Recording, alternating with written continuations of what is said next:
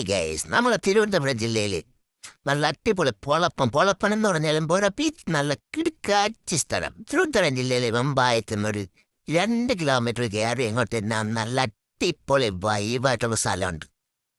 കേരളത്തിലുള്ള എല്ലാവരെയും കൂടി ഞാൻ കൂട്ടിക്കൊണ്ട് വരണം. എൻ്റെ പൊന്നെണ്ണ പൊളപ്പം എന്ന് പറഞ്ഞാൽ ഒരു രക്ഷയില്ല. ഈ നടന്ന് നല്ല ട്രെക്കിങ്ങൊക്കെ ഇഷ്ടപ്പെടുന്ന അപ്പിയൊക്കെ നല്ല കിടക്കാച്ചിയായിട്ട് പിടിക്കുന്ന സ്ഥലമാണ്.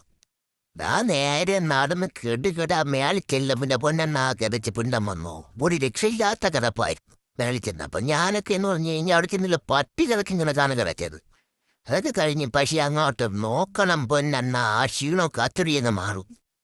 ഇടത്തോട്ട് നോക്കിയാലും വലത്തോട്ട് നോക്കിയാലും എന്തോ ഓരോ കാഴ്ചകളാണ്. അത് നല്ല കാടും മലയൊക്കെ താണ്ടി പോകുമ്പോൾ ഒരു സ്ഥലം. നല്ല അടിപൊളി സ്ഥലം എന്ന് പറഞ്ഞാൽ ഒരു രക്ഷയില്ല. ഏറ്റവും വലിയ പ്രത്യേകത ഇത്ര ഈ ചുട്ടുകൊള്ളണ വെയിലെത്തും താണ്ടോടെ വറ്റാതെ നടക്കുന്ന ഒരു കുളമുണ്ട്. ഇവിടെയുള്ള ആൾക്കാരോട് ചോദിച്ചപ്പോൾ ഒരു കാലത്തും ഈ വെള്ളം പറ്റൂലെന്നാണ്. അപ്പോലെ ഒരു രക്ഷയില്ലെന്ന് പറഞ്ഞ പിള്ളേരെ തള്ളിലേക്ക് കൂട്ടിക്കൊണ്ടിങ്ങനെ പോരിയുന്നു. ഒടുക്കത്തെ വ്യൂ ആണ്. വ്യൂ എന്നൊക്കെ പറഞ്ഞാലും പോലെ അതിൻ്റെ മണ്ടേക്കൊരുന്ന് താഴോട്ട് നോക്കണം. പിന്നെ തലമുറ്റിങ്ങ് താഴത്തിന് വീഴാതെ നോക്കണം കേട്ടാ.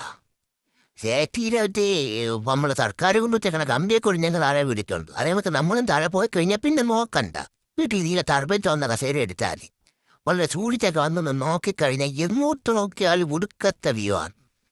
ഈ 90 ഡിഗ്രി വ്യൂ എന്നൊക്കെ ഞാൻ കേട്ടിട്ടേ ഉള്ളൂ. സന്ധ്യ സമയത്തൊക്കെ വന്നു കഴിഞ്ഞാൽ അതാണ് ഏറ്റവും പൊളപ്പ്. വെയിലും ഇല്ല, നല്ല അടിപൊളി സൂര്യാസ്തമയമൊക്കെ കണ്ടങ്ങ് പോവുക. നമ്മുടെ എന്ന് കയറിയതാണെങ്കിൽ ആ ഒറ്റം വെയിലെന്ന് പറഞ്ഞാൽ ചില്ലറ വെയിലൊന്നും തരുന്നത്. പക്ഷേ ഈ വെയിലും കൊണ്ടൊക്കെ മേടി എത്തിക്കഴിഞ്ഞാൽ എന്തൊരു കാറ്റാണെന്നറിയാമോ. ആ ക്ഷീണമൊക്കെ നിമിഷ നേരം കൊണ്ടുപോകും.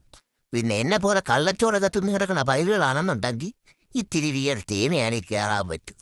അല്ലാതെ വല്ല പണിക്കൊക്കെ പോയി ശരീരം അടങ്ങുന്ന പിള്ളേർക്കൊക്കെ ആണെങ്കിൽ സുഖമായിട്ട് ഓടിക്കയറാം. പകുതിക്കുള്ളൊരു സ്റ്റെപ്പുകളും ഉണ്ട്. കുറച്ച് ദൂരം മാത്രമേ ഇത് കാട്ടിനകത്തൂടെയൊക്കെ നടക്കാനേ ഉള്ളൂ.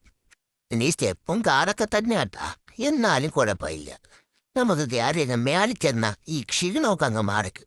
കാര്യം വെച്ചാൽ അമ്മാതിരി കാഴ്ചകളുണ്ട്, മുതലാവും. പിന്നെ മേളിൽ ചെല്ലുമ്പോൾ ഒരു ഗണപതിയുടെ ബിംബം വെച്ചിട്ടുണ്ട്. അത് വേറൊരു വൈബാണ്. ഒന്നും പറയാനില്ലെന്ന് വെച്ചാൽ ഒന്നും പറയാനില്ല. എല്ലാവരും കൂടെ ഒരു ദിവസം ഇനി പോരെ. ഞാൻ ഇതിൻ്റെ ലൊക്കേഷനൊക്കെ നമുക്ക് ഡിസ്ക്രിപ്ഷനിൽ ഇട്ടയക്കാം. നിങ്ങളെല്ലാവരും കൂടെ ഒരു ദിവസം ഒന്ന് വന്നു നോക്കണം. ഒരിക്കൽ വന്നു കഴിഞ്ഞാൽ പിന്നെ നിങ്ങൾ പിന്നെയും വരാൻ നോക്കും. അമ്മാതിരി വ്യൂ ആണ്. അവിടെ നിന്ന് തറങ്ങി നമുക്ക് കാണാനുള്ള കാഴ്ചകളുണ്ട്. ഈ പാറപ്പുറത്ത് കയറിയെന്ന് പോയിക്കഴിഞ്ഞാൽ കിലോമീറ്ററുകൾക്കപ്പുറം കിടക്കണ നമ്മളെ ശാന്തിഗിരിയിലെ താമര ഒരത്താണ്. എല്ലാ അപ്പികളും പിള്ളേരും ഒരു ദിവസം ഇനി പോരിയുന്നു.